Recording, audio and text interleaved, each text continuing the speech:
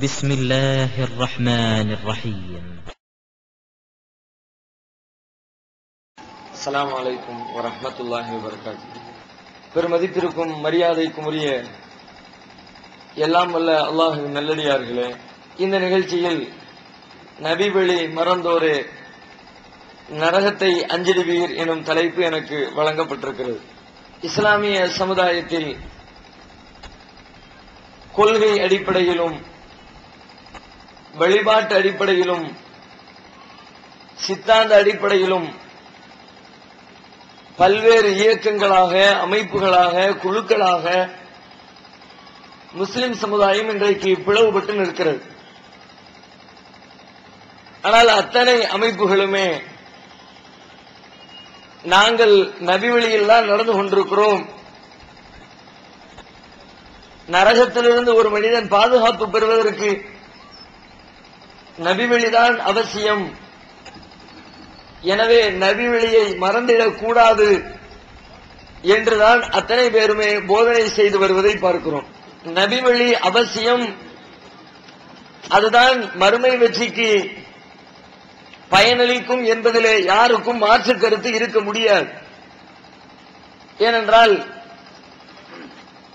அத்தனை பிரிவினரும் மதிக்கிற திருமறை குர்ஆன் நாளை மறுமையில் தோல்வி அடைந்த மக்களும் கை சேதத்திற்கு ஆட்பட்டு நிற்கிற மனிதர்களும் தமது தோல்விக்கு காரணம் சொல்லி புலம்புகின்ற புலம்பலை திருமறை குர்ஆன் வழியாக அல்லாஹ் சொல்லித் தருகிறான்.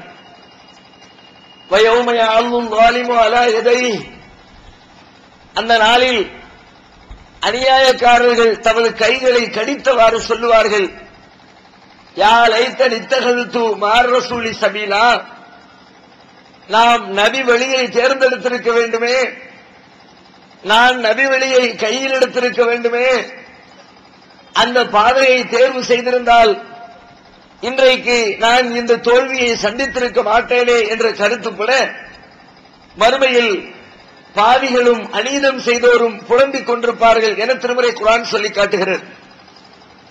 அப்படியானால் நாளை மறுமையில் ஒரு மனிதன் நரகத்திலிருந்து விடுதலை பெறுவதற்கு, நரக நெருப்பிலிருந்து தன்னை தற்காத்துக் கொள்வதற்கு இந்த உலக வாழ்க்கையில் அவன் கையில் எடுக்க வேண்டிய வழிமுறை அண்ணலம் பெருமகனார் நபிகள் நாயகம் ஸல்லல்லாஹு அலைஹி வஸல்லம் அவர்கள் காட்டித் தந்த வழிமுறையை தவிர வேறு எதுவும் இல்லை என்பது திட்டவட்டமாக நம்மால் புரிந்து கொள்ள முடிகிறது. மற்றொரு இடத்திலே இன்னும் தெளிவாக நரகத்திலே கிடக்கிறவர்களை பற்றியே இறைவன் பேசுகிறான். யௌம துகல்லபு வுஜூஹுஹும் ஃபின்னார், நரக நெருப்பிலே சில முகங்களை போட்டு புரட்டப்படுகிற அந்த நாளில் அவர்கள் புலம்புவார்கள், யா லைத்தனா அத்தாயினல்லாஹ வ அத்தாயினர் ரசூலா, நாம் அல்லாஹ்விற்கு கட்டுப்பட்டிருக்க வேண்டுமே, அல்லாஹ்வுடைய தூதருக்கு கட்டுப்பட்டிருக்க வேண்டுமே, இன்னா அத்தாயினா சாதத்தனா ஓ குபரானா ஃபஅலல்லுன சபீலா, நாம் நம்முடைய பெரியவர்களுக்கு கட்டுப்பட்டோம், நம்ம நல்லவர்களுக்கு கட்டுப்பட்டோம், ஃபஅலல்லுன சபீலா, அவர்கள் நம்மை வெளியெடுத்து விட்டார்களே என்று அவர்கள் புலம்புவார்கள் என திருமறை குர்ஆன் பேசுகிறது. இதுபோன்று எண்ணற்ற வசனங்களில் நரக நெருப்பிலிருந்து மனிதன் தன்னை தற்காத்துக் கொள்வதற்கான வழிமுறை நபிகள் நாயகம் ஸல்லல்லாஹு அலைஹி வஸல்லம் அவர்கள் காட்டி தந்திருக்கிற வாழ்க்கை வழிமுறைதான் என்பதை மிக தெள்ளத் தெளிவாக நமக்கு சொல்லித் தருகிறது. இந்த கருத்தினை அத்தனை மக்களும் ஒத்துக்கொள்ளவும் செய்கிறார்கள். முஸ்லிம் சமுதாயத்திலே இருக்க அத்தனை தலைவர்களும் ஜமாஅத் பெரியவர்களும் ஆலிம் உலமாக்களும் இந்த கருத்தினை அங்கீகரிக்கத்தான் செய்கிறார்கள். அதிலே மாற்று கருத்து பெரும்பாலும் எவருக்குமே இருக்க முடியாது. அதைத்தான் பள்ளிகளிலும் பேசுகிறார்கள், அதைத்தான் கவிதைகளில் எழுதுகிறார்கள், அதைத்தான் பாடலாக வலிக்கிறார்கள். நபி வழி நடந்தால் நரகமில்லை என்றெல்லாம் மக்களுக்கு சொல்லத்தான் செய்கிறார்கள். ஆனால் அந்த சொற்கள் எல்லாம் அவர்களின் வாயிலிருந்து வெளிப்படுகிறதே தவிர அவர்களின் வாழ்க்கையில் அது வெளிப்பட மறுத்துக் கொண்டிருக்கிறது. வாயிலே நபிவழி வேண்டும் என்கிறார்கள், அந்த சொல்லில் அவர்கள் உண்மையாளர்களாக இருக்கிறார்களா? இருந்தால் கண்டிப்பாக நரகமில்லை, இன்றைக்கு இந்த சமுதாயம் நபி வழி அதுதான் வெற்றி என்பதை ஒத்துக்கொண்டிருந்தாலும் அந்த வாழ்க்கை முறைகளை தான் கடைபிடிக்கிறதா என்று ஆய்வு செய்து பார்த்தால் முஸ்லிம்களுடைய வாழ்க்கை முறை நபி வழிக்கு மாற்றமாக, நபிகள் நாயகத்தின் போதனைக்கு எதிராக, நரகத்திலே கொண்டு தள்ளக்கூடிய காரியங்களை எல்லாம் சர்வ சாதாரணமாக உலகத்தினுடைய ஆசாபாசங்களுக்கு மயங்கி, உலகத்தினுடைய பெயருக்கும் புகழுக்கும் மயங்கி, உலகத்தினுடைய பொருளுக்கும் செல்வத்திற்கும் ஆசைப்பட்டு நபி வழியினை புறக்கணித்து தமது வாழ்க்கையை அமைத்துக் கொண்டிருப்பதை முஸ்லிம் சமுதாயத்தில் பெருவாரியாக பார்க்க முடிகிறது. எவ்வாறெல்லாம் முஸ்லிம்களுடைய வாழ்க்கை முறையை ஆய்வு செய்து பாருங்கள். வாழ்க்கை முறையிலே பல்வேறு கட்டங்களை மனிதன் கடந்து வருகிறான். நம்முடைய வாழ்க்கையில் நாம் எத்தனையோ நிகழ்வுகளை சந்திக்கிறோம். எல்லா மனிதர்களும் தமது வாழ்க்கையிலே சந்திக்கக்கூடிய மிக முக்கியமான ஒரு கட்டம் மனித வாழ்க்கையினுடைய திருமணம் என்ற கட்டம். குறிப்பிட்ட பருவ வயதை மனிதன் அடைகிற பொழுது, பொருளாதார தன்னிலையை ஒருவன் பெற்றுக் கொள்கிற பொழுது, அவரது உடலிலே கிளர்ந்து எழக்கூடிய பாலியல் உணர்வுகளை முறையாக தணித்துக் கொள்வதற்காக வேண்டி திருமண வாழ்க்கை எல்லா மக்களிடத்திலும் செய்து கொள்ளப்படுகிறது. இந்த திருமண வாழ்க்கையை இஸ்லாமிய மார்க்கமும் கற்றுத் தருகிறது. நபிகள் நாயகம் ஸல்லல்லாஹு அலைஹி வஸல்லம் அவர்கள் அதை ஒரு போதனையாகவே சொன்னார்கள். அன்னிகாஹு மின் சுன்னதி, திருமணம் என்பது எனது வழிமுறை. ஃபமன் ரகிப அன் சுன்னதி ஃபலைஸ மின்னி, யார் எனது வழிமுறையை புறக்கணிக்கிறாரோ அவர் என்னை சார்ந்தவர் இல்லை என்று சொல்லி அல்லாஹ்வுடைய தூதர் நபிகள் நாயகம் சொன்னார்கள். எல்லோரும் ஒத்துக்கொள்கிறார்கள். எல்லா அமைப்புகளிலும் திருமணம் நடக்கிறது. எல்லா கொள்கையை சார்ந்தவர்களும் திருமணம் செய்கிறார்கள். ஆனால் திருமணம் நபிமொழி என்று ஒத்துக்கொள்கிற முஸ்லிம்கள் ஒவ்வொரு திருமணத்திலும் இந்த நபிமொழியை சொல்லக்கூடிய முஸ்லிம் சமுதாயத்து ஆலிம் உலமா பெருமக்கள் அந்த திருமணத்தை அல்லாஹ் ரப்புல் ஆலமீன் எவ்வாறு செய்ய வேண்டும் என்று சொல்லி தந்தாலும் அந்த அடிப்படையில் செய்கிறார்களா? நபிகள் நாயகம் அவர்கள் அந்த திருமணத்தை எவ்வாறு வழிமுறைப்படுத்தி காட்டி தந்தார்களோ அவ்வாறு தமது வாழ்க்கையிலே செயல்படுத்திக் கொண்டிருக்கிறார்களா? திருமண வாழ்க்கையில் நபிகள் நாயகத்தினுடைய வழிமுறை என்று பேசப்படுகிறது. ஆனால் செயல் வடிவத்திலே அவர்கள் காட்டி தந்ததற்கு எதிராகத்தான் அந்த திருமணம் நடைமுறைப்படுத்தப்படுவதை பார்க்கிறோம். திருமண பேச்சு துவங்குகிறது. பேச்சினுடைய துவக்கமே எப்படி? அந்த பிள்ளையுடைய குண நலன்களோ, நாம் பார்த்திருக்கிற அந்த பெண்மகளோ மணமகளுடைய அவருடைய அழகோ, அவருடைய அறிவோ, அவருடைய ஒழுக்கமோ, அவருடைய நன்னடத்தைகளோ அவையெல்லாம் எவ்வாறு இருக்கிறது என்பதை பேசுவதற்கும் பார்ப்பதற்கும் முன்பாக அந்த பெண்ணை தேர்ந்தெடுப்பதற்கு நம்முடைய சமுதாயம் ஒரு அளவுகோலை முன்வைக்கிறது. அந்த அளவுகோலுக்கு அடுத்துத்தான் அவருடைய அழகு, அந்த அளவுகோலுக்கு அடுத்துத்தான் அவருடைய குலப்பெருமை, அந்த அளவுகோலுக்கு அடுத்துத்தான் அவருடைய அறிவு, அந்த அளவுகோலுக்கு அடுத்துத்தான் அவருடைய படிப்பு, அந்த அளவுகோலுக்கு அடுத்துத்தான் அவருடைய மார்க்கம், அந்த அளவுகோலுக்கு அடுத்துத்தான் அவருடைய நன்னடத்தை. அந்த அளவுகோல் தான் மிக முக்கியமான அளவுகோலாக சமுதாயத்திலே பார்க்கப்படுகிறது. அது என்ன அளவுகோல்? பொருளாதாரம் என்ற அளவுகோல், காசு பணம் என்ற அளவுகோல். இந்த பெண்ணுடைய வீட்டில் எவ்வளவு பணம் இருக்கிறது?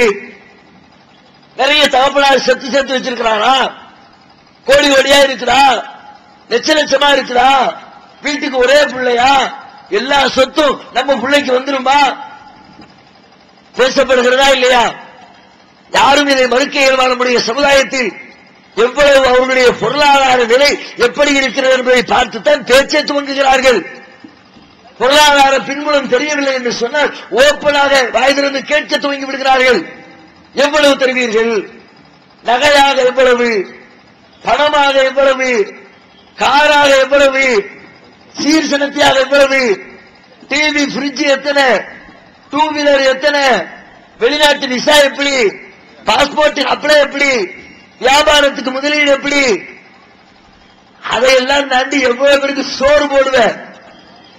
சோறு பிச்சை எடுக்கிற சோறு பார்த்திருக்கீங்களா? வீட்டுக்கு வீடு வாசல் வந்து அம்மா வெயில் பசிக்கு சோறு போடுங்க. அந்த பிச்சையை விட்டு வைக்காம எத்தனை பேருக்கு சோத்தை போடுவேன் மானம் கேட்டு போய் அந்த சோத்தை நம்ம தின்னுட்டு வரோம். நான் சோறு போட கூப்பிட்டா நியாயங்க, வாங்க என் வீட்டுக்கு எல்லாரும் விருந்து வந்து சாப்பிட்டு போங்க. நான் அடுத்தவனை கூப்பிட்டு 2 பேரை கூப்பிட்டு வர்றேன், நீ அவனுக்கு சாப்பாடு போடுங்க, மானம் கட்டு போய் கூட போய் நீ வாங்கி தர்றதா இருந்தா வா வாரேன். அதுல அவன் தலையை வச்சுக்கிட்ட சாதாரணமா பார்ப்போம்ல, சாதாரண டீ குடிக்க போறோம், போகும்போது இவரு கூட்டிட்டு போற ஒரு டீயை வாங்கி கொடுத்தா குடிச்சிட்டு வருவோம். இவரு குடிச்சு விட்டு பக்கத்துல வாங்கி கொடுத்துட்டு மாப்பிள்ள நீ பணத்தை கட்டான்னு நமக்கு உள்ளத்துல இருக்குது. அவன் தலையில வச்சு இவன் கட்டி விட்டான, நாம கொடுத்திருக்கலாம, அவனே சோத்துக்கு வெளியில கஷ்டப்பட்டு கொண்டிருக்கிறான், இது இருந்திருந்தா டீ குடிக்காமலே வந்திருந்திருக்கலாம. சாதாரணமாக நமது நடப்பு வாழ்க்கையில யோசிக்கிறோமா இல்லையா? ஆனா கல்யாணம் வரும்போது எத்தனை பேர், நான் கூட்டி விடுற ஆளு பரவிட்டாலத்தை 500 பேரை கூட்டிட்டு சோறு போடுவியா, 1000 பேரை கூட்டிட்டு சோறு போடுவியா, பேரம் பேசி வைக்கிறார். சரி கூட்டிட்டு வாங்க சோறு போடுற உடனே வந்திருக்கக்கூடியவர்களுக்கு பெண் வீட்டார் சார்புள்ள சோறு, அதுக்கு லட்ச லட்சமா பணம் கிடைக்கப்படுகிறது. பொருளாதாரம் திருமணத்தின் பெயரால் வரதட்சணை டௌரி என்று சொல்லி பெண்களிடத்திலே கரைக்கப்படுகிறது. இது நபி வழியா? இந்த திருமணம் நபி வழி என்று குத்துபாக்களில் குத்துபா ஓதுகிறார்களே ஆலிம்கள் வந்து அமர்ந்து கொண்டு குத்துபா என்ற பெயரிலே அன்னிகாவின் சுன்னதி பமன் ரஜிமா அன் சுன்னதி பலைசமின்னி இல்ஜாபு கபூலு கையை பிடிச்சி எல்லாத்தையும் சொல்லிக் கொடுத்து கல்யாணத்தை நடத்திருக்கிறீர்களே, இந்த திருமணம் நபி வழி திருமணமா? இதுதான் நபிகள் நாயகம் காட்டி தந்த திருமணத்தினுடைய அளவுகோலா? கொஞ்சம் யோசித்து பாருங்கள். அந்த பெண்ணிடத்திலே போய் பெண் மணமுடிக்கக்கூடியவரிடத்திலே போய் காசு கேட்பதற்கு திருமறை குர்ஆனில் எந்த இடத்திலாவது இறைவன் அனுமதி அளித்திருக்கிறானா? அல்லாஹ்வுடைய தூதருடைய நபிகள் நாயகத்தினுடைய போதனைகளில் எந்த இடத்திலாவது அதற்கு வாசல் திறக்கப்பட்டிருக்கிறதா? நியாய உணர்வோடு சற்று சிந்தித்து பாருங்கள். பொருளாதாரம் என்று வந்தவுடனே நபி வழி தூக்கி ஓரம் கட்டப்படுகிறது. காசு பணம் வருகிறதா பார், போதும். எப்படி வந்தா என்ன, ஹலாலாக வந்தால் என்ன, ஹராமாக வந்தால் என்ன, அடுத்தவனை ஏமாத்தி வந்தால் என்ன, திருடி வந்தால் என்ன, ஃப்ராட் பண்ணி வந்தால் என்ன, எனக்கு பணம் வேண்டும், எனக்கு காசு வேண்டும், எனக்கு செல்வம் வேண்டும், அந்த ஒன்றுதானே குறிக்கோள். அதை தவிர வேறு ஏதாவது இந்த திருமணத்திலே பெண்ணிடத்திலே போய் பணம் கேட்பதற்கு கடுகளவிற்கு ஒரு நியாய உணர்வை, நியாயமான காரணத்தை இந்த சமுதாயத்தால் சொல்லி காட்ட முடியுமா? கொடுப்பதற்கு அதிகம் தகுதி. திருமண வாழ்க்கையில இழப்புகளுக்கு மேல் இழப்புகளை சந்திக்கிறவர் நாம் மனமுடிக்கக்கூடிய நம்முடைய மனைவி, நம்முடைய பெண்ணாட்டி, பெஞ்சாதி. அந்த பெண்ணுக்கு அள்ளிக்கொடு என்று திருமறை குர்ஆன் சொல்கிறது. அந்த பெண்ணிடத்திலே இருந்து அள்ளிக்கொண்டு வருவதற்கு என்ன நியாயம்? திருமணம் முடிந்த நிமிடத்திலிருந்து அவள் நம்மோடு நாம் எங்கே தங்குகிறோமோ, என்ன வாழ்க்கை வாழுகிறோமோ, கோடீஸ்வரியாக இருந்திருந்தாலும் லட்சாதிபதியாக இருந்திருந்தாலும் நம்மை மனமுடித்த காரணத்தினால் நாம் வாழுகிற குடிசையிலே நம்முடைய சகோதரர்களோடு நம்முடைய தாய் தந்தையர்களோடு அவருடைய உணவு பழக்கங்களை எல்லாம் மாற்றிக்கொண்டு நேற்று வரைக்கும் விரும்பியதை சாப்பிட்டிருப்பாள், சுதந்திரமாக சுற்றி திரிந்திருப்பாள். ஆனால் திருமணத்திற்கு பிறகு நாம் எதை உண்ணுகிறோமோ அதையே தன் உணவாக நம்முடைய குடும்பத்திற்கு உறுப்பினர்களுக்கு தன்னை அர்ப்பணித்து நம்மை மனமுடித்ததற்காக நம்முடைய தாய் தந்தைக்கு வேலை பார்த்து நம்முடைய சகோதரனுக்கு வெண்ணி போட்டு கொடுத்து நாம் இருக்கிற வீட்டை சுத்தம் செய்து சிரமத்திற்கு மேல் சிரமத்தை சந்திக்கிறாரே, இதற்கு நீங்கள் பொருள் தர வேண்டுமா? இந்த தியாகத்தையும் வாங்கிவிட்டு கரும்பையும் ருசி பார்த்துவிட்டு கரும்பை தந்தவரிடத்திலே காசை கேட்பது நியாயமா? என்ன நியாயம்? அவளோடு குடும்ப வாழ்க்கையில இன்பத்தை அனுபவித்தோம், அந்த இன்பத்தின் பிரதிபலனாக அவள் துன்பத்தை அனுபவிக்க துவங்குகிறாள். நாம் இன்பத்தை அனுபவித்தோம், 2 பேரும் சேர்ந்துதான் அனுபவித்தோம். அந்த இன்பத்தினுடைய அடுத்த நிமிடமே அவளுக்கு துன்பம் துவங்குகிறது. 1 மாதம் 1.5 மாதங்கள் கடக்கிற தருணத்தில் உண்ண முடியாமல், பருக முடியாமல், உருண்டு புரண்டு படுக்க முடியாமல், ஓடி ஆடி விளையாட முடியாமல் எத்தனை இழப்புகளை அந்த பெண் சந்திக்கிறார், எத்தனை சிரமங்களை அந்த பெண் தாங்கிக் கொள்கிறாள். எதற்கு? நம்முடைய வாரிசு அவருடைய வயிற்றிலே வளர துவங்குகிறது. அந்த வாரிசை இந்த உலகத்தில் கொண்டு வந்து சேர்ப்பதற்காகத்தானே. சாப்பிட முடியல, உடம்புக்கு சத்து தேவைப்படுது. அவருடைய உடல்ல இருக்கிற சத்துக்களை பிழிஞ்சு எடுத்துதான் அந்த புள்ள வளர்ந்திருக்குது. ஆனா அந்த அளவுக்கு உடம்புல சத்து கொடுக்கப்பட்டதா? சாப்பிடுற சாப்பாடு தரப்பட்டு போச்சு. ஏற்கனவே சாப்பிடும்போது சாதாரண சாப்பிட்டா, வயிறு நிறைய சாப்பிட்டா, சாப்பிட்டது அந்த பெண்ணுடைய உடலிலே போய் ஒட்டியது. ஆனா குழந்தை உண்டானதற்கு பிறகு வெளிவந்துவிட்டது இஸ்லாம் கூறும் குடும்பவியல் ரமலான் மாதம் தொடர் சொற்பொழிவு 5 டிவிடிகளாக விலை ரூபாய் 150 மட்டுமே. கூரியர் செலவு தனி. கிடைக்கும் இடம் TNTJ வீடியோ விஷன், நம்பர் 30, அரமனைக்காரன் தெரு, மண்ணடி, சென்னை 1. இஸ்லாத்தை குர்ஆன் மற்றும் ஹதீஸ் வாயிலாக அறிந்திட அழகிய இணையதளமான onlinepj.com என்ற இணையதளத்திலிருந்து எடுக்கப்பட்ட இஸ்லாம், அரசியல் மற்றும் சமூக கேள்விகளுக்கான பதில்களின் ஒரு தொகுப்பு.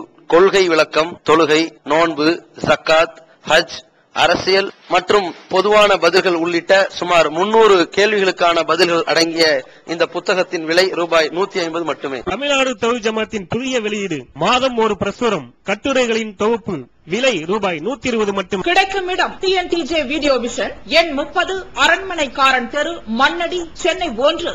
செல் 9500168989. கர்ப்பமுற்ற பிறகு நிலைமை என்ன? கர்ப்பமுற்றதற்கு பிறகு சாப்பிட உள்ள போறது குறைஞ்சு போச்சு, ஆனா உள்ளுக்குள்ள தேவை அதிகரிச்சிருச்சு.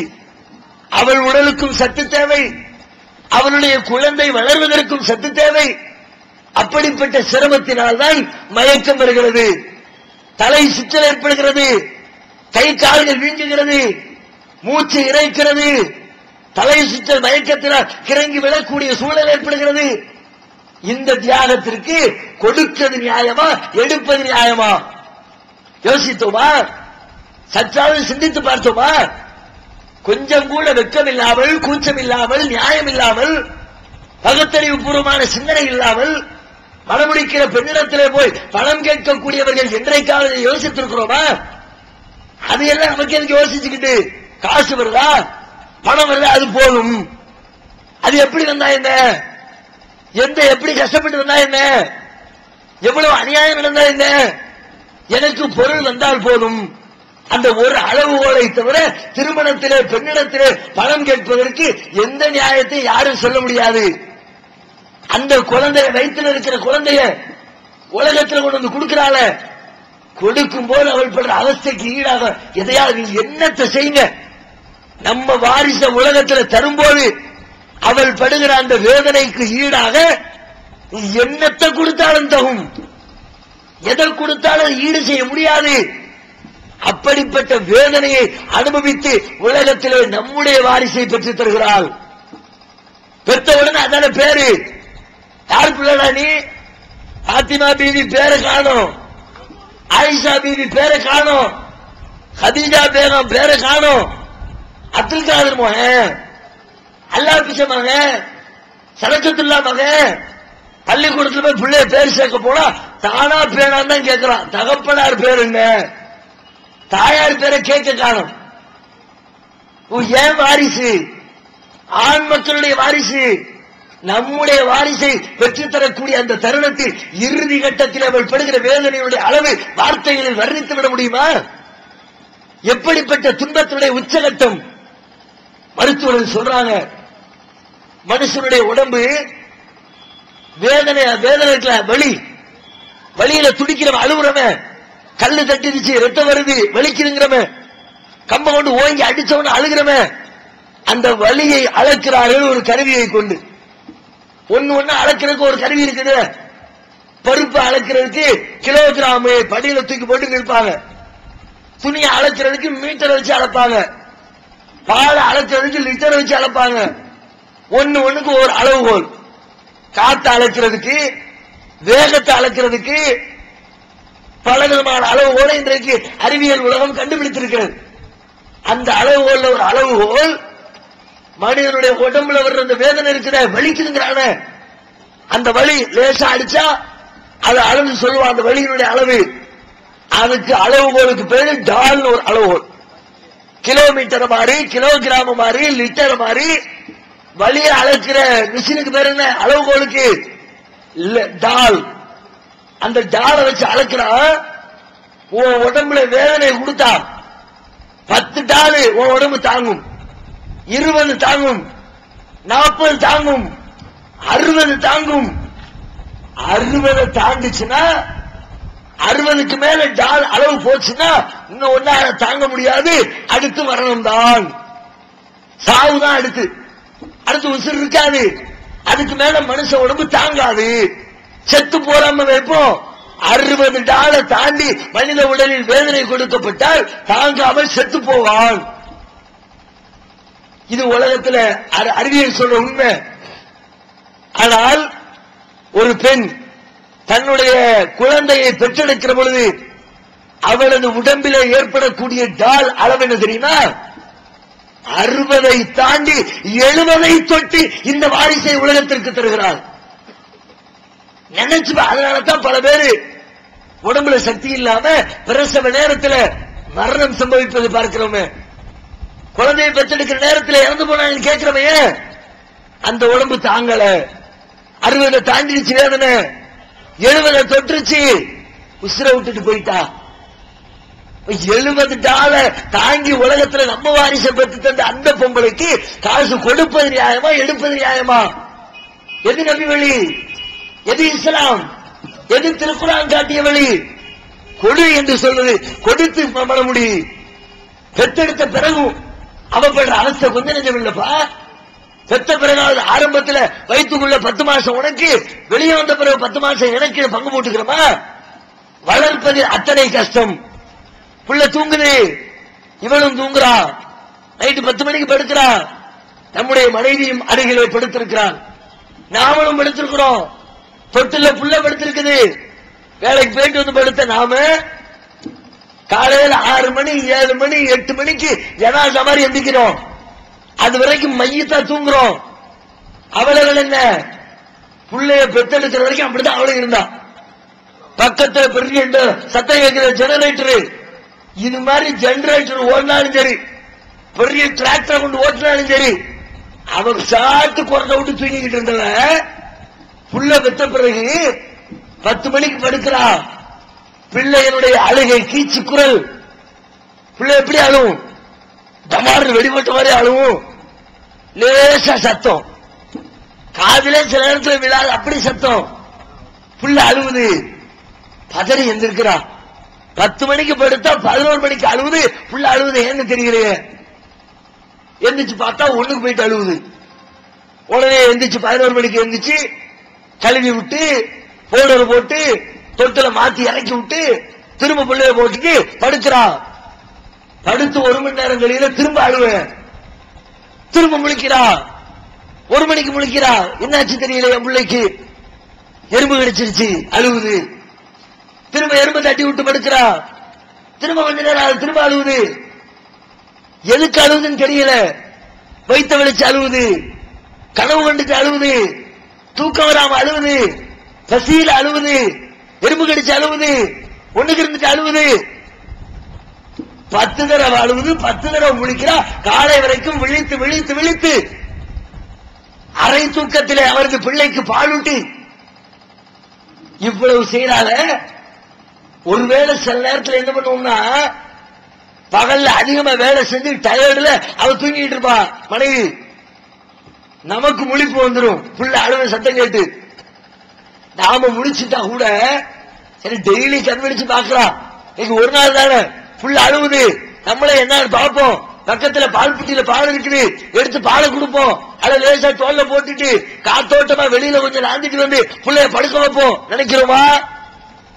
தப்பித்தவர் என்னைக்காவது முடிச்சா கூட பக்கத்துல கிடக்கிற பொண்டாட்டியை தட்டி விட்டு எல்லாம் மைமுனா எந்தி புள்ள அழுகுறா என்னான்னு பாரு, அவளை எழுப்பி விட்டு நம்ம படுத்துறோம்.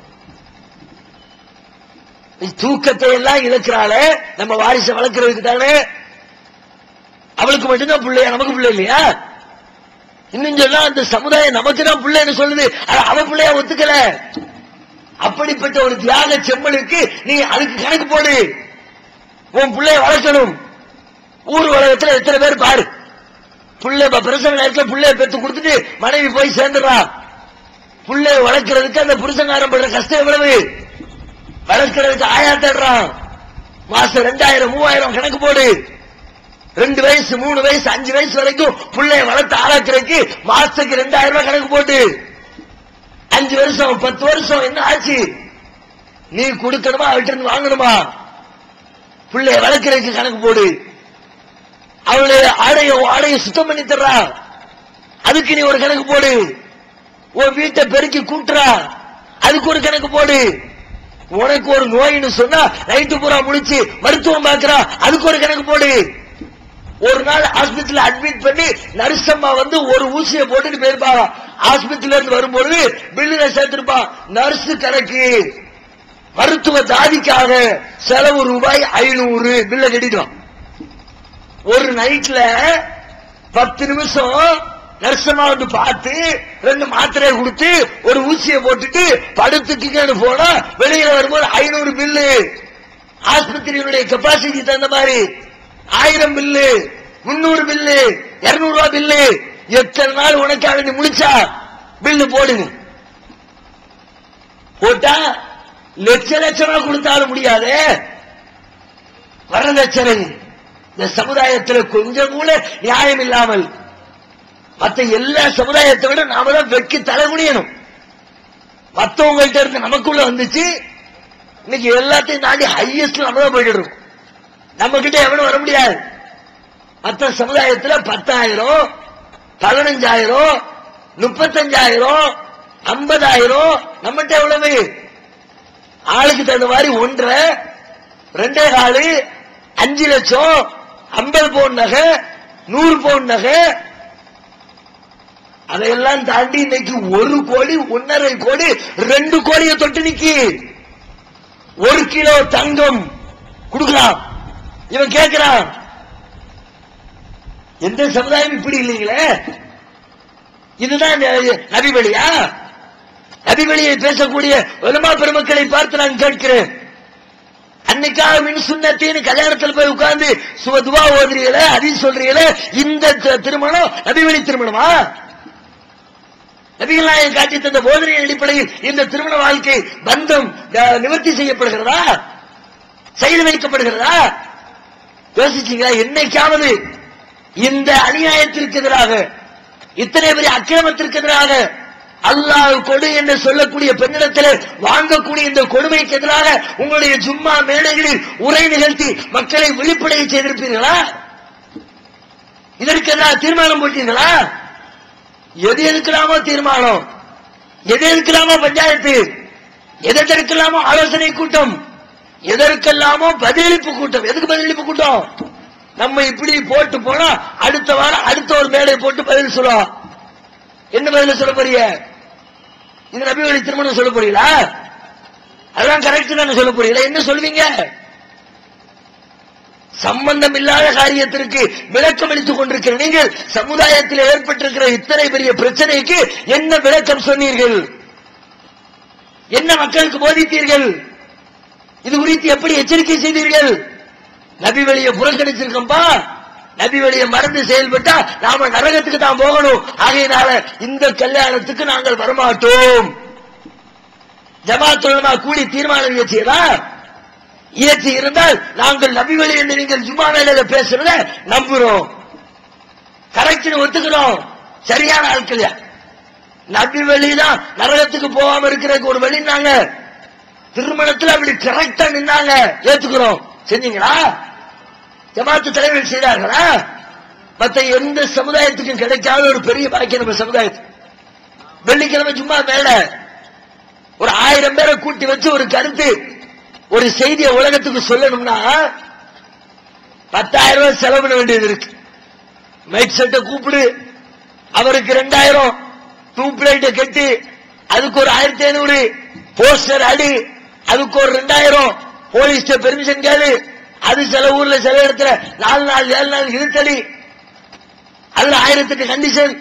அதுக்கிடையில இவங்க வேற வந்து நின்றுக்கிட்டு பல ஊர்கள்ல அவனுக்கு கூட்டம் கொடுக்காதேன்னு எதிர்ப்பு, அந்த எதிர்ப்பை உடைத்து பிரச்சனை, அதற்காக மேலிடத்திலிருந்து கீழிடம் வரைக்கும் போராட்டம், அவ்வளவு பிரச்சனை சந்திச்சு ஒரு 1000 பேரை கூட்டி வச்சு ஒரு செய்தியை சொல்லி முடிக்கிறதுக்கு 1 மாசம் உழைக்க வேண்டியது இருக்கு, 1 வாரம் உழைக்க வேண்டியது இருக்கு.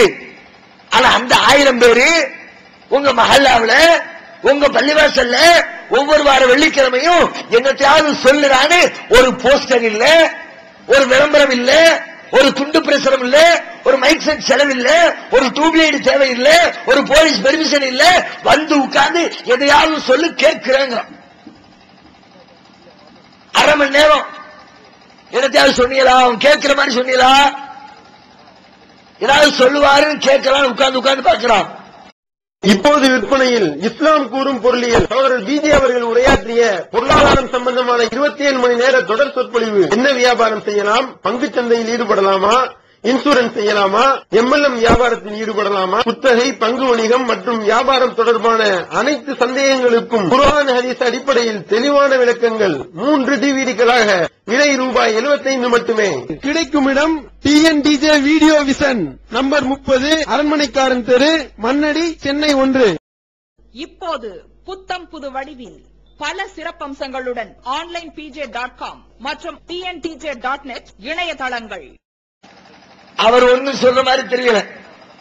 நாகூர் ஆண்டவருடைய அற்புதம் எண்ணற்ற இளவு, ஒரு இளவும் புரிய மாட்டேன். சாவுலமீது பாஷா வந்தார்கள். நாகூர் ஆண்டவர் ஆட்டை மாட்டை அறுத்து அடுத்த விட்டு மாட்டை அறுத்து பக்கத்து விட்டு கோழி எடுத்து உமா பெற பாத்தியாவதனமான அந்த கதையெல்லாம் அவுத்து விடுவாங்க. தென்காசிக்கு வந்தார். ரப்பானியா மேரசா இருக்கிற தென்காசியில அந்த இடத்துல கதை விடுறாங்க. அங்கதான் தங்கியிருந்தாராம். மாட்டை அறுத்தாராம். என்ன மாடுன்னு தெரியலையா, அறுத்து தின்ன உடனே பக்கத்து விட்டாரு, என் மாட்டை வேண்டாம் தின்னது வந்துட்டாரா. ஒண்ணும் கவலைப்படாதுப்பா, 10 நிமிஷம் வெயிட் பண்ணி தின்னு சக்கையை துப்பி வச்சிருப்பாங்க. எலும்ப பூரா கூட்டி வச்சு உடனே மாடு எந்திரிச்சு வந்துருச்சான். இது யாருக்கு, எதுக்கு இந்த கதை, என்ன பிரயோஜனம்? கேட்டு பாக்குறான், ஒன்னும் செய்தி இல்ல. சரி, வரும்போதே பிளானோட வந்துடுறான். ஒரு வாரம் கேட்கிறான், செய்தியை காணும். 2வது வாரம் கேட்கிறான், செய்தியை காணும். 3வது வாரம் கேட்கிறான், செய்தியை காணும். 4வது வாரம் இது செய்தியை கேட்கணும், போக வேண்டாம்ப்பா, அரை மணி நேரம் போய் ராகத்தை தூங்கி எந்திரிச்சு வருவோம்னு வேகமா ஃபேன் எங்க ஓடுது இப்படியே பாக்குறான். ஃபேன் ஓடுனா மட்டும் போதாது, பக்கத்தில் உள்ளவன் கண்காணிக்காத வகையில நாம தூங்க வேண்டியது இருக்கு. அதனால தூண் எங்க இருக்குது, தூண் இல்லாத இடத்துல உட்கார்ந்து வச்சுக்குவோம், வண்டி அப்படியே லம்பும்ல, பக்கத்துல மண்டையில முட்ட வேண்டியது இருக்குமே. அதனால தூணுலாம் அப்படி பஸ்ல சாஞ்சிட்டு உட்கார்ந்த மாதிரி ஒரு சாய்மானம். அதுலயும் சில பள்ளிவாசல்கள் 2 பக்கமும் கபரிஸ்தான் இருக்கும். கதவை திறந்து விட்டா ஜிலு ஜிலு காத்து வேற. அந்த வாசகிட்ட கதவுல சாஞ்சு உட்கார்ந்து இமாம் தாராட்டு பாட, தாராட்டு முடிஞ்சோட எந்திரிச்சு அல்லாஹ் அக்பர் தக்பீர். இதான பண்ணீங்க. சமுதாயத்திற்கு எத்தனை பெரிய விழிப்புணர்ச்சி ஏற்படுத்தக்கூடிய ஒரு பாக்கியம். ஜும்மா மேடை நபிவழி அதில் சொல்லப்படல, நபிகள் நாயகத்தினுடைய போர்ல பேசப்படல, நரகத்தை பற்றி எச்சரிக்கை செய்யப்படல. அதனுடைய விளைவு காசுபடத்துடைய மோகத்தினால் இந்த சமுதாயம் பொருளாதாரம் எப்படி வந்தாலும் பிரச்சனை இல்லை, எனக்கு பொருள் வந்தால் போதும். அது நபிவழிக்கு எதிராக இருந்தாலும் சரி, அது நபிவழிக்கு ஆதரவாக இருந்தாலும் சரி, பிறர் அதை ஆதரித்தாலும் சரி, மற்றவர்கள் அதை எதிர்த்தாலும் சரி, எனக்கு தேவை காசு. நபிவழியை தூக்கி ஓரங்கட்டு. அப்ப நபிவழி சொல்றது பொய் சொல்கிறீர்கள். நரகத்திலிருந்து நீங்க சொல்லக்கூடிய இந்த நபிவழி, நீங்க உங்க வாய் சொல்லக்கூடிய இந்த நபிவழி நரகத்திலிருந்து உங்களை காப்பாத்தாது. உள்ளத்திலிருந்து சொல்லுங்க, வாழ்க்கை மூலமா சொல்லுங்க.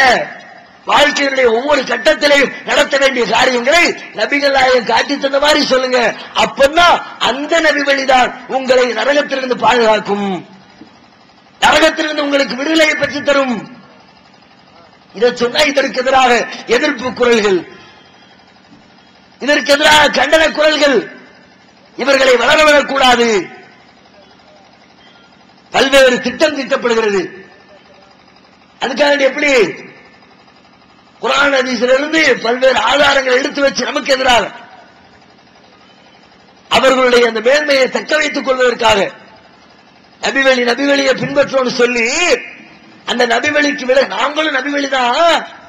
ஆனா அந்த நபிவழி மட்டும் போதாது. அடுத்த பாயிண்ட், அடுத்த வார்த்தை எடுத்து வைப்பாங்க. நபிவழிதான் சொர்க்கம். ஆனா அந்த நபிவழினா வெறும் நபிவழி மட்டும் இருந்தா, ஹதீஸ் மட்டும் இருந்தா போல, வெறும் குர்ஆன் மட்டும் இருந்தா போல. அதுக்கு இமாம்கள் வேணும், பெரியார்கள் வேணும், மதுஹபுகள் வேண்டும், சஹாபாக்கள் வேண்டும், பெரும் பெரும் பலம் தின்னு கொட்டை போட்டு அஜர்த்துமார்கள் வேண்டும். அவங்க எல்லாம் என்னத்தை எல்லாம் சொன்னாங்களோ அதுவெல்லாம் சேர்த்துதான். அப்படிப்பட்ட நபி வழித்தான் நாளை மறுமையில நரகத்திலிருந்து விடுதலை செய்யும். அப்படி சில பேர் பொய்யாக நபி வழின்னு சொல்லிவிட்டு மாற்றம் செய்கிறவர்கள். இன்னும் சில பேர் நபி வழி மட்டும் சொர்க்கம் கொண்டு போகாது, அந்த நபி வழியை விளங்க வேண்டும் என்றால், நபி வழிப்படி நடக்க வேண்டும் என்றால் அதற்கு மதுஹபுகள் தேவை, பெரியார்கள் தேவை, இமாம்கள் தேவை, அவர்கள் சொன்ன விளக்கங்கள் தேவை, அதில் சொல்லப்பட்டிருக்கிற வழிகாட்டுதல்களும் தேவை. அது இருந்தால்தான் அத்தோடு சேர்ந்த நபி வழிதான் சொர்க்கத்திற்கு கொண்டு போகும் என்று எடுத்து வைக்கிறார்கள் வாதத்தை. இது உண்மையில மதுஹப் மேல உள்ள பற்றில அல்லது பெரியோர்கள் மீது இருக்கிற நம்பிக்கையில சொல்லப்படக்கூடிய வாதம் நினைக்கிறீங்களா? கண்டிப்பா கிடையாது. மதுஹப் சரின்னு நினைச்சுக்கிட்டு இந்த வாதத்தை சொல்லல. பெரியார்கள் ரொம்ப கரெக்டா சொன்னாங்க, அவங்க ரொம்ப தெளிவா சட்டம் வகுத்தாங்கன்றதுக்காண்டி இது சொல்லல. இதை அவர்கள் எடுத்து வைப்பதற்கு காரணம் என்ன தெரியுமா? வெறும் நபிவழி மட்டும் சொன்னால் அதனால் அவர்களுக்கு பல்வேறு இழப்புகள் ஏற்படுகிறது. அந்த இழப்புகளை சரி செய்வதற்காக, அந்த இழப்புகளில் இருந்து தம்மை தற்காத்துக் கொள்வதற்காக வெறும் நபிவழி போதாது, இமாமு வேணும், மதுஹப் வேணும், பெரியார்கள் வேணும், அஜர்த்துமார்கள் வேணும். அது என்ன இழப்பு? வெறும் நபி வழியில் மட்டும் சொன்னா இவங்களுக்கு இவங்க இழக்கக்கூடிய முதல் இழப்பு பேரும் பெருமையும் புகழும், போலித்தனமான கௌரவமும் மரியாதையும். நபிகள் நாயகத்தினுடைய வழியை பின்பற்றினா என்ன? ரசூலுல்லாஹ் சொன்னாங்க, லா துத்ரூனி கமா அத்ரத்தின் நஸாரா ஈஸா இப்னு மரியம். மரியமுடைய மகன் ஈசாவை கிறிஸ்தவ சமுதாய மக்கள் வரம்பு மீறி புகழ்ந்தாங்களே, அது மாதிரி என்ன புகழ்ந்துராதியப்பா, தேவையில்லாம புகழாது. அப்துல்லாஹி வ ரசூலு, ஏன்னா அல்லாஹ்வுடைய தூதர்னு சொல்லி புகழு, ஏன்னா அல்லாஹ்வுடைய அடிமைன்னு சொல்லு, அது எனக்கு புகழ்ச்சி. ரசூலுல்லாஹ் அல்லாஹ் சொன்ன அந்த தூதத்துவத்தை கரெக்டா எடுத்து சொன்னாங்க, அதை சொல்லு, எனக்கு சந்தோஷம். அப்துல்லான்னு சொல்லு, நான் அல்லாஹ்வுக்கு ஒரு நல்ல அடிமையா இருந்தேன் அப்படி சொல்லு, அது எனக்கு சந்தோஷம். தேவையில்லாம வரம்பு மீறி புகழ்ந்துடாத, தேவையற்ற மரியாதை செஞ்சிடாத, போலி கௌரவத்தை எனக்கு ஏற்படுத்திடாத என்று நபிகள் நாயகம் அவர்கள் புகழுக்கும் போலி மரியாதைக்கும் ஆப்பு வச்சுட்டு போனார். அதை என் சமுதாயத்தில், என் மார்க்கத்தில் அதுக்கு இடம் கிடையாது. நானா இருந்தாலும் சரி தேவையில்லாம போடக்கூடாது, போலி மரியாதை செய்யக்கூடாது, நான் வரும்போது எந்திரிச்சு நிக்க கூடாது. ரசூலுல்லாஹ் தடுத்துட்டாங்க. இப்ப அஜர்த்துமாருடைய லெவல் என்ன? இதை எதிர்த்து குரல் கொடுக்கக்கூடிய ஆலிம் உலமா பெருமக்கள், சுன்னத் வல் ஜமாஅத்தினர்கள், தரீகா ஷேக்குகள், முரீதுகள் எல்லாத்துக்கும் லெவல் என்ன? அவங்க வந்தாலே பராக் அஜர்த்து வர்றாப்பா, அஜர்த்து வர்றாப்பா, பெரிய அஜர்த்து வர்றாப்பா. இன்னும் பல பேருக்கு அஜர்த்துன்னு சொல்ல மாட்டாங்க. அவங்க பேரை கூட பேரை சொன்னாலே, பொண்டாட்டி மாறு புருஷன் பேரை சொன்னா ஒரு காலத்தில் நம்பிக்கிட்டு இருந்தாங்கல்ல, இப்பவும் சில பகுதியில் அந்த பழக்கம் இருக்கு. அவங்க பேரை எப்படி சொல்றது? ரேஷன் கடைக்கு பேர் எடுக்க, லிஸ்ட் எடுக்க வந்திருப்பாங்க, புள்ளிவர கணக்கெடுக்க வருவாங்க. நம்ம சமுதாயத்தில் பல குடும்பத்தில் பொம்பளை எப்படி, உங்க வீட்டுக்காரர் பேர் என்னமா, அவங்க பேரை எப்படி சொல்ல? எத்தனை மருமோன, அவங்க மாமா பேரை சொல்லு, கொஞ்சம் மருமோனை கூப்பிட்டு, அதாவது பிள்ளைய கூப்பிட்டு உங்க அத்தா பேரை சொல்லுவ. அதான் வேடிக்கையா ஒரு கதை ஒண்ணு சொல்லுவாங்க. பேரை கேட்டாங்களாம். கேட்டோன்னு அந்த அம்மா சொல்லிச்சான், வீட்டுக்காரு பேரா, பேரு 50-50 250 ஒரு பொம்பு, 50-50 250 50-50 100 ஆகி போச்சா? அவர் பேர் 100 முகமது தான். 50-50 250 ஒரு முகமது கூட்டி கழிச்சுக்க, அதான் விடைதான் என் புருஷன் பேருன்னு. அது மாதிரி அஜர்த்துமாரு பேரை சொன்னா மதிப்பு குறைஞ்சிரும். அது எப்படி பேரை சொல்லி கூப்பிடுறது? அது கூப்பிடுறது தானே பேரு, வேற எதுக்கு பேரு? பேரை வச்சு வேற என்ன செய்ய? பேரை வச்சு சோறு திங்க முடியுமா? பேரை வச்சு வீடு கட்ட முடியுமா? பேரை வச்சு வேற என்னமாவது புண்ணியம் இருக்கு? பேர் எதுக்கு? கூப்பிடத்தான் பேர். அதை கூப்பிட பேரை சொல்லி கூப்பிட்டா மரியாதை குறைஞ்சிருமா? அதனால ஹஸ்ரத் குப்லா அவர்கள், குப்லா அவர்கள் நோக்கி தான் சொல்ல போறீங்களா? திசை ஏன் அந்த வரும்போது அதற்கு இடம் கொடு. வரும்போது இன்னும் சிறிது நேரத்தில் நீங்கள் அவளோடு எதிர்பார்த்துக் கொண்டிருக்கிற நம்முடைய ஹஜ்ரத் குப்லா அவர்கள் உரையாற்ற வருகிறார்கள். மேடையில் வரும்போதே அறிவிப்பு வேற, வீட்டுக்கு போனா தனி கௌரவம் மரியாதை, அஜர்த்து கிடங்கு சபையில எல்லாரும் உட்கார்ந்துருப்பாங்க. இவர் லேட்டா வருவாரு. லேட்டா வந்தா கடைசியில் இருக்க இடத்துல உட்கார வேண்டியதானே. அவன் லேட்டா வந்தாலும் லேட்டஸ்டா வந்த மாதிரி அவங்க போய் நேரம் முன்னாடி போய் எல்லாத்துக்கும் தெரியுற மாதிரி உட்காரும். அஜர்த்தோட இறங்குடி இருக்கிறவனுக்கு எழுப்பி விட்டு அல்லாவுடைய நபி வழியுடைய செட்டப் எப்படி, ஒரு ஆளு சபையில உட்கார்ந்துட்டாருன்னா பின்னாடி வந்தவன் எழுப்பி விட்டு உட்கார கூடாது. அது அவனுக்கு இடம். வஸ்ஸாபிகூன் முந்தியோர் முந்தி வந்தவனுக்கு தான் முன்னுரிமை. பின்னாடி வந்தா பின்னாடி வரக்கூடியவன் லேட்டா வர சொன்னா அஜர்த்துனா லேட்டா வருவீரா? லேட்டா வந்தா மட்டும் இல்ல, முன்னாடி போய் உட்கார வைக்கிறது மட்டும் இல்ல, எல்லாத்திலையும் தனி கவனிப்பு. லைனா எல்லாத்துக்கும் பாச்சாவதி முடிச்சு பழம் விளம்புவாங்க. பிச்சு வாழைப்பழத்தை ஒவ்வொரு பழமா போய்கிட்டே இருக்கும். அஜர்த்து வரும்போது குடுக்கிற பையன் சின்ன பையனை விட்டு கொடுக்க சொல்லி சொல்லுவோம். அவனுக்கு எல்லாத்துக்கும் ஒண்ணு கொடுக்குற மாதிரி இப்படியே ஒண்ணு கொடுத்துட்டு போ. அஜர்த்து கூட வாழைப்பழமா 2, பிஸ்கட்டா 2, காப்பியா 2, வீட்டுக்கு சோறு சாப்பிட மத்த எல்லாரும் ஏதோ பாத்தியா மூணுதுன்னு திங்க வருவாங்க. சாப்பிட்டுட்டு போயிடுவாங்க. அஜர்த்து சாப்பிட்டுட்டு போகும்போது கையில ஒரு தூக்கி எதுக்கு? அஜர்த்து வீட்டுக்கு சேர்த்து மற்றவங்களுக்கு எல்லாம் வந்தவங்களுக்கு தீவனம்னா அஜர்த்துக்கு வீட்டில் உள்ளவங்களுக்கு சேர்த்து தீவனம். மரியாதை மேடையில வந்து உட்காருவாங்க. மீனாள் விழா நிகழ்ச்சி, நபிகள் நாயகத்துடைய பிறந்த தின நிகழ்ச்சி என்ற பெயரில் அறிவிப்பு செய்யப்பட்டு கூட்டம் அரங்கேறும். வந்து உட்கார்ந்தா அஜர்த்த பேச அழைக்கிறதுக்கு முன்னாடி நிகழ்ச்சி ஏற்பாட்டாளர் அஜர்த்தை பத்தி ஊத்துனவர்கள் எப்படிப்பட்டவர்கள் தெரியுமா? 50 ஆண்டு கால அனுபவம் நிறைந்த, மார்க்கத்திலே பல விஷயங்களை கற்றறிந்த ஆலிம் உலமா பெருமகன், பல்வேறு ஆளுங்களை உருவாக்கி அப்படியே அடுக்குவா வானலால் அடுக்கி மிகச்சிறந்த பேச்சாளர், நாவன்மை நிறைந்தவர், சொல்வெல்லாம் அப்படி இப்படின்னு அடக்குமுறையில் அடுக்கி அவர்கள் இப்போது உங்கள் மத்தியில உரையாற்றுவார்கள். அப்படி சித்திக்கிட்டே அஜர்த்துக்கு ஒவ்வொரு வார்த்தை கூடும்போது நபிவழி, உண்மையில நபிவழி வந்தா இதுக்கு உண்டா, அனுமதி உண்டா? நபிகள் நாயகம் அவர்கள் இதற்கெல்லாம் எந்த அளவுக்கு தடை விதிக்கிறாங்க?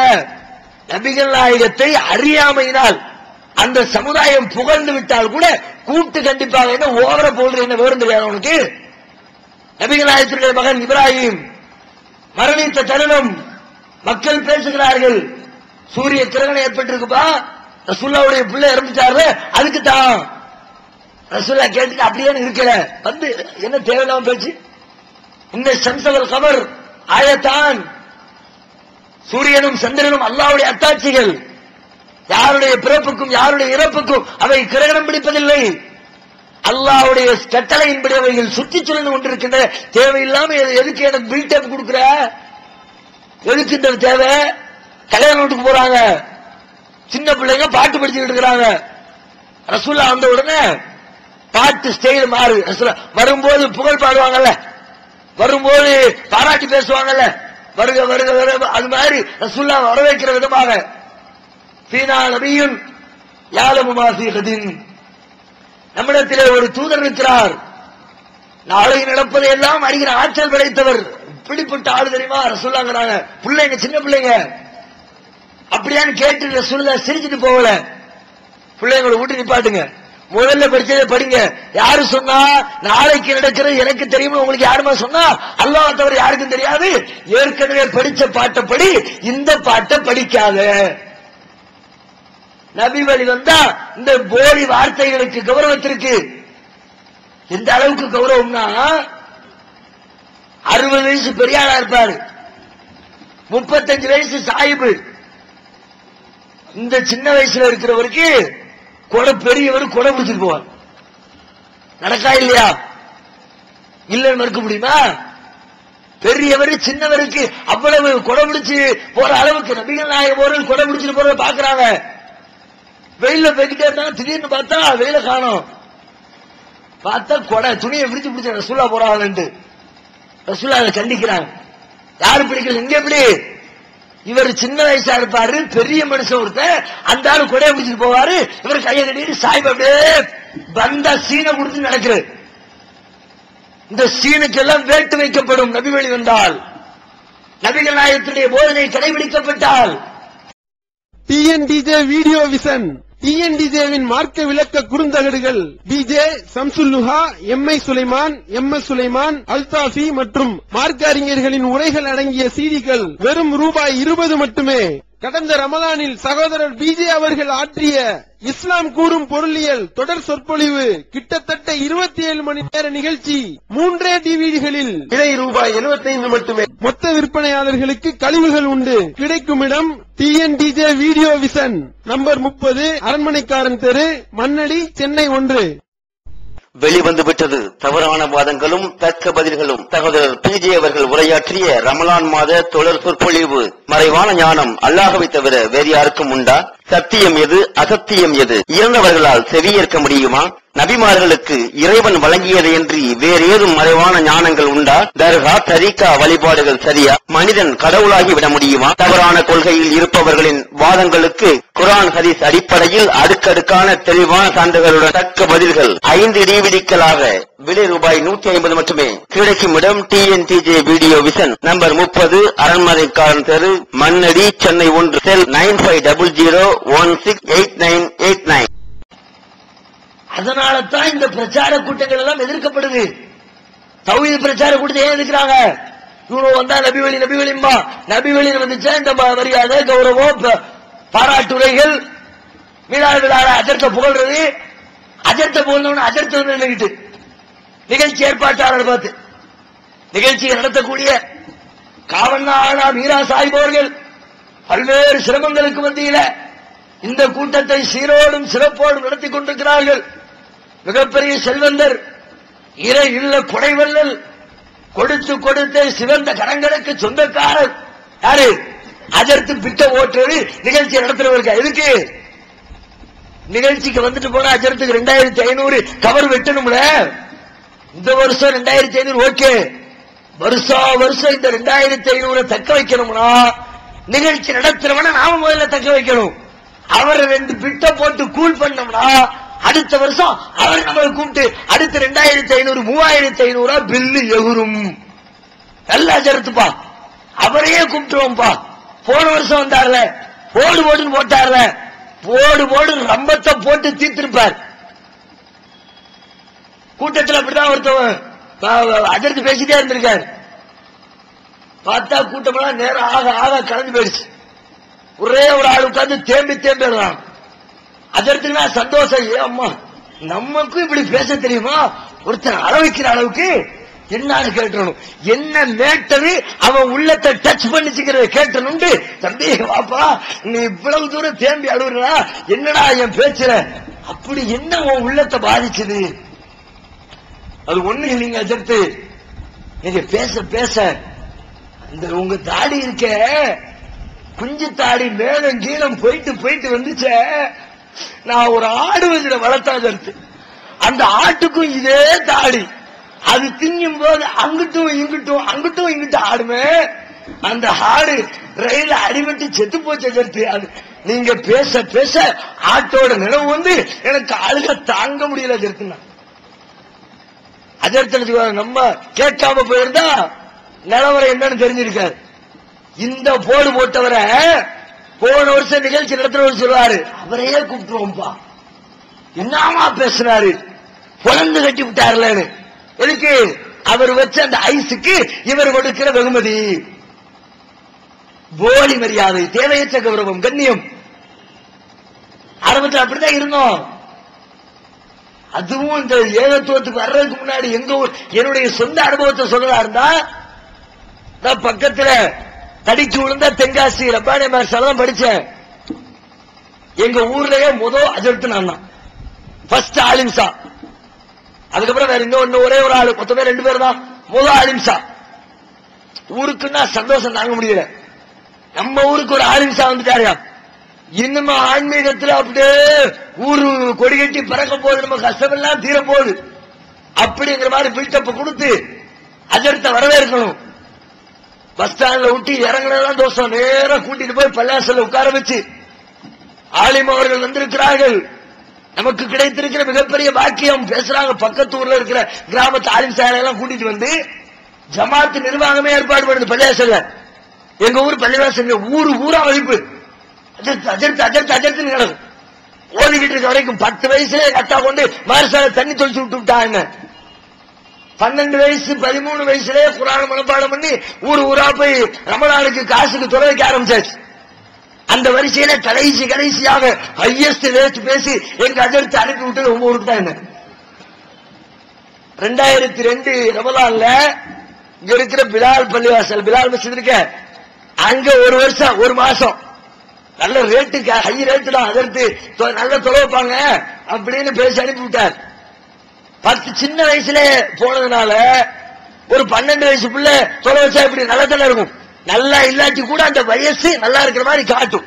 சின்ன பிள்ளை என்னமா அவ்வளவு சொல்லுவாங்கல்ல அவன் நல்லா ஓலாட்டி நல்லா இருக்க மாதிரி தெரியும். 12 வயசு 13 வயசுலயே தொலை வைக்க போனதுனால அஜர்த்துன்னு கிடக்கும். ஊருக்குள்ள 10 வருஷம் மதரசா வாழ்க்கை முடிஞ்சு திரும்பி வந்தா ஊரே ஜெகஜோதியா விழாக்கோலம் போன்று பூண்டிருக்கிறது. 10 ஆண்டு கால தவத்தை கலைத்து வந்து விட்டார் தவ புதல்வர். பக்கத்தூர்ல வீரவநல்லூர், அம்பாசமுத்திரம், பத்தமலை பள்ளிவாசல் இமாம்கள் எல்லாம் அழைக்கப்பட்டிருக்கிறார்கள். வேலையை நான் உட்கார்ந்து இருக்கிறேன். எங்க ஊருக்காரங்க எல்லாரும் வந்து நேரியல் தெரியும்ல பொண்ணாட ஊத்துவாங்க. சுண்ணத் பெண்ண பிள்ளைக்கு கட்டி விடாது தெரியுங்களா பட்டு துணி மாதிரி இருக்குமே. எங்க ஊர்ல கூட அதான் ஃபேமஸ். நேரியலா வந்து விழுது அவர்களை நேரியல் அழைத்து பொன்னாடை அழைத்து கௌரவிக்கிறார்கள். இவர் கௌரவிக்கிறார் அவர் கௌரவிக்கிறார். லைனா விழுது பேசுறாங்க. ஆலிம்சா ஒரு எதிர்த்து வந்து பேசுறாரு. எங்க அத்தை இயற்கையில எனக்கு வச்ச பேரு பக்கீர் பாபு. பக்கீர் முகமது இருக்குல்ல அது பிறகு மாற்றப்பட்டுருச்சு. பக்கீர் பாபுன்னு இருந்துச்சு. பாபுனா அரபியில வாசல் அர்த்தம். தலைவாசல் வாசல் நுழையிறோம்ல வாசப்படின்னு சொல்லும்ல வாசலுக்கு பாபுமா. விளக்கத்தை பார்க்கணுமே. ஆன்மீகத்தில் வந்து நம்ம சேரன் மகாதேவி கரை புரண்டு ஓட போகிறது. இதோ திறந்து வைக்க வந்து விட்டார் பாபு வந்து விட்டார். இவர் பேரே பாபு. ஆன்மீகத்தினுடைய வாசலை இவர் திறந்து வச்சிருக்கிறாரு அப்படின்னு பேருக்கு ஒரு வியாக்கியானம், ஆளுக்கு ஒரு வியாக்கியானம், எங்க அத்தாவுக்கு ஒரு வியாக்கியானம். எங்க அத்தாவுக்கு தலையில தூக்கி வச்சு ஐஸ் கட்டி அவ்வளவு பெரிய ஐஸ் கட்டி, எங்க அம்மாவுக்கு அப்படி ஒரு ஐஸ் கட்டி. அந்த அளவுக்கு ஊத்துற ஊரு. அதுக்கு அப்புறம் தான் அந்த பிலால் மஸ்ஜித் தொலைச்சு போன அப்பதான் இங்கிட்டு இருக்கிற இந்த நஜாத் குரூப்போட லிங்க். அதுல நம்ம சைஃபுல்லா ஆஜா ரொம்ப விவரமானார். லேசா சந்திச்சுட்டு போயாச்சு. போனா முபாரக் மஸ்ஜித்ல இருந்து கேசட் வாங்கிட்டு போய் ஆடியோ கேசட் ஊருக்கு தெரியாம தெரிஞ்ச பிரச்சனை ஆயிருமே. தெரிஞ்ச சிக்கல ஊருக்கு தெரிஞ்சு போச்சு. இந்த கொடிமரம் அது இதெல்லாம் கூடாதுன்னு பேசிவிட்டேன் சும்மா யதார்த்தமா.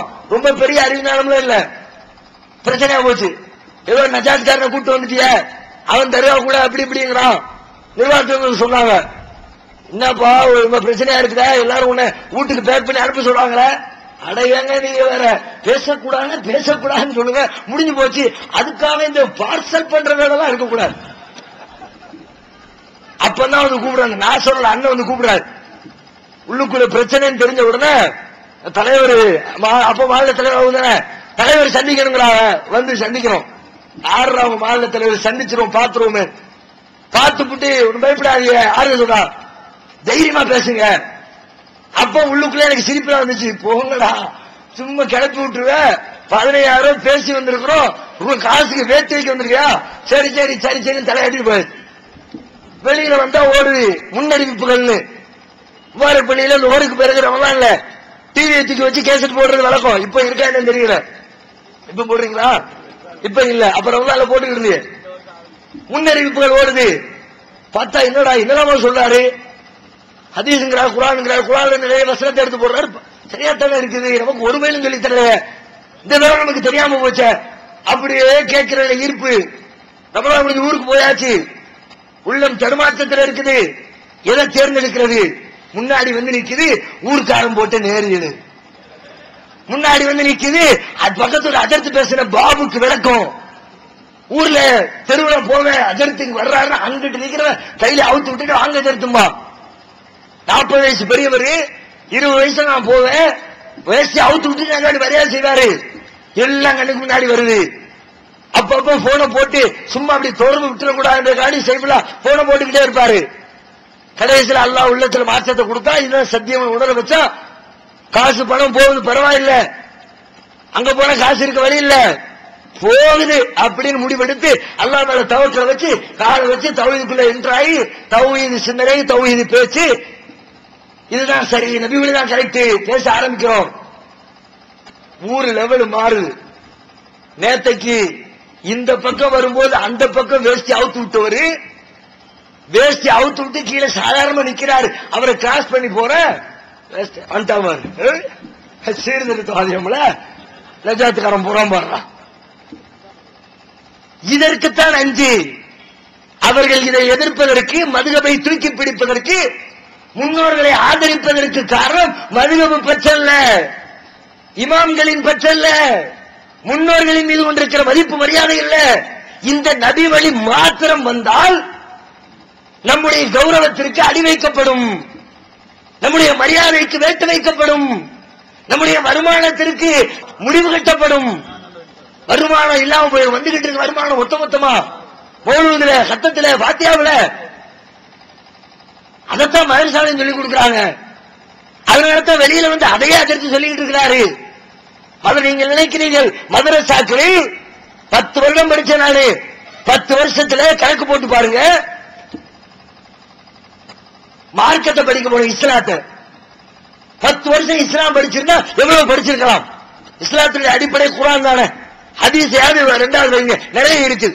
குர்ஆன் ஒரு தொகுப்பு, ஒரே ஒரு தொகுப்பு, அது அடிப்படையை எத்தனை தடவை திரும்ப திரும்ப படித்து கொடுத்திருக்க முடியும்? காலையில சுபஹ் ஆரம்பிச்சு நைட்டு 10 மணி வரைக்கும் சாப்பிடுறது, குளிக்கிறது, தொழுகிறது, வாக்கிங் போறது, இதை தவிர்த்து இருக்கிற மற்ற நேரங்கள் அனைத்திலும் திரும்ப திரும்ப பாடத்திலிருந்து எங்களுக்கு பாடம் சொல்லி தரப்பட்டது. 10 ஆண்டு காலத்தில் மார்க்கத்தை, திருமறை குர்ஆனை எத்தனை தடவைகள் கற்றுத் தந்திருக்க முடியும்?